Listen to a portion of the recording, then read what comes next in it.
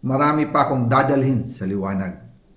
Isa na dito ay yung kay Henry Alcantara, ang DPWH boys, ang sinasabi nilang halaga sa ICI ay 21 billion. Hindi po totoo yan. Ang totoong numero ay 56 billion pesos.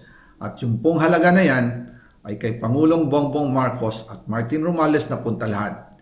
Ilalabas ko po ang buong detalye sa darating na mga araw. Ang budget ng Pilipinas ay hawak lang ng dalawang tao. Hawak lang siya ni Congressman Zaldico at ni Congressman Martin Romualdez. Yan ang katotohanan. Ang budget ng Pilipinas ay hawak lang ng dalawang tao. Hawak lang siya ni Congressman Zaldico at ni Congressman Martin Romualdez.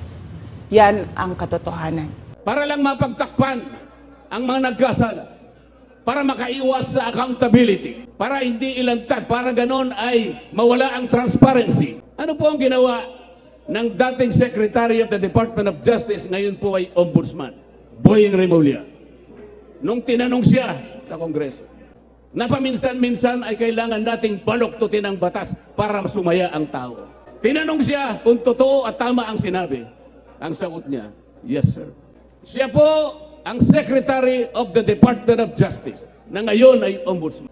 Yung kanyang Prosecutor General, kamakailan lang ay dumalo sa aming pagtitipon sa Blue Ribbon Committee. Doon ay pinilit na naman nila na yung restitution, yung pagsusoli muna ay kailangan gawin ng sino man na gustong mag-apply sa ilalim ng witness protection. Isipin po ninyo, kahit wala sa tuntunin, kahit hindi requirement ng batas, ipipilit nila, mabaluktot lang ang batas. Kayo po ba, kapag pumunta kayo sa isang restaurant, ang unang pupunta sa inyo ay yung waiter, ibibigay yung menu. Doon ay makakapamili kayo kung anong gusto ninyong kainin. Halimbawa po, ay pinili ninyo na iluto para sa inyo ay paksiw. Paksiw na bangus, halimbawa.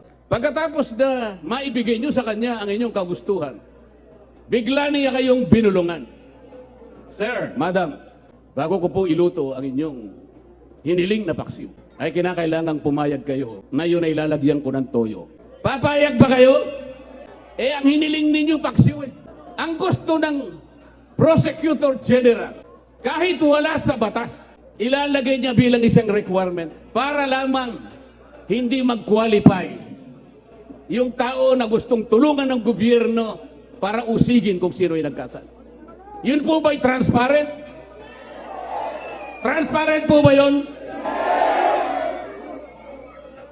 Pa-English pa siya. Akala niya siguro, hindi nyo naiintindihan yung English niya kahit na. Kahit convoluted ang kanyang paliwanag. Ang totoo niya, mas marami pa sa inyo mas marunong mag-English kaysa sa kanya.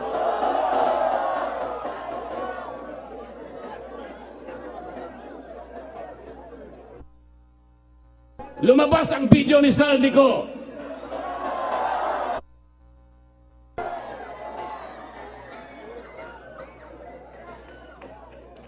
Ano sabi? Ano sabi nila? AI yan. Ano? Sasagkain na naman nila yung transparency. Palalabuin na naman nila. Para sa ganon, yung accountability ay hindi natin may pipilit. AI ba yun? Yung AI walang anino, eh, nakikita ko yung anino ni Zaldico.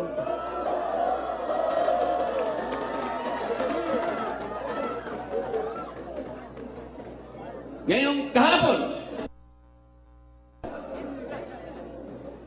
dahil nakita nila yung paglalahad, yung video recording ni Zaldico na sinasabi nilang AI.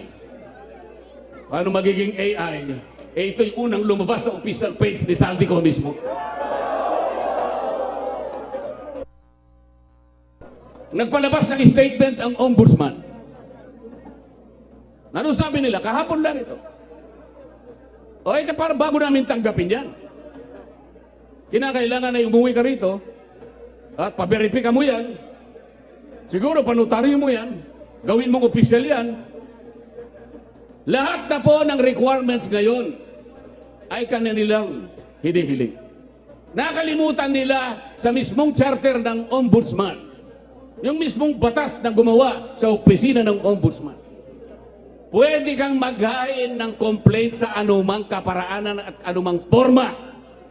Kahit anonymous tatanggapin. Paano natin may papalitaw ang transparency at magkaroon ng accountability sa ating bansa kung ang namumuno sa Ombudsman Office na dating Secretary ng Department of Justice at ang kanyang Prosecutor General, sila ang unang taga-usig, sila ang unang dapat magsampa ng naukol na kaso para sa ganun mapanagot natin ang nagkasala. Sila pa ang nangunguna para pagtakpan lahat ito. Papayagan po ba natin yan?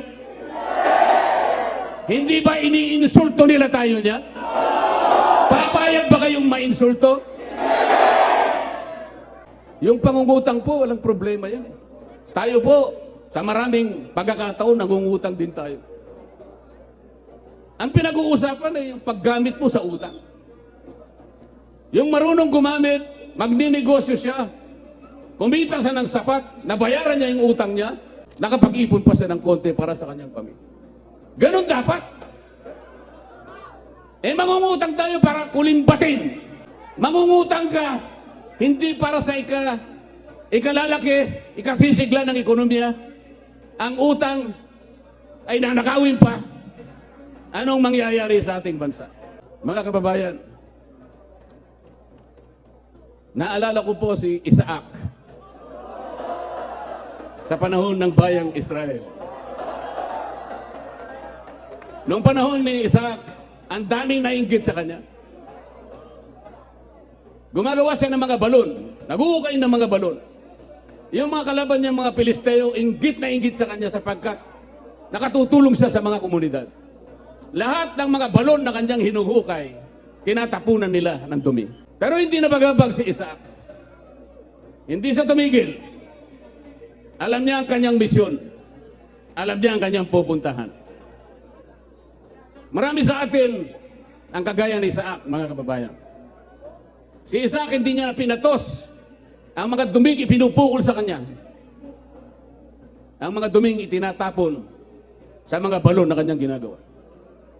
Ayaw niya nang pansinin. Katulad kanina na sinabi ng isang nagsalita sa ating harapan. Pati pala itong ginagawa natin na isang karapatan ng bawat Pilipino sapagkat ang ating kagustuhang hilingin sa ating pamahalaan na iwasto at bigyan ng lunas ang ating karangingan sapagkat nakita natin ang epekto ng malawakang pagbaha. Ito po ay protektado ng saligang batas. Kaya kailangan po nating bantayan. Kailangan pa ulit-ulit kung kinakailangan nating ipaalala sa ating pamahalaan na ang transparency at pananagutan ay ito lamang ang tanging dahilan para tayo'y magkamit ng katarungan. At ang katarungan ito ay isang magdadala ng biyaya ng demokrasya na ating pagsasaluhan bilang isang bansa. Salamat po sa inyong pagkakaisa.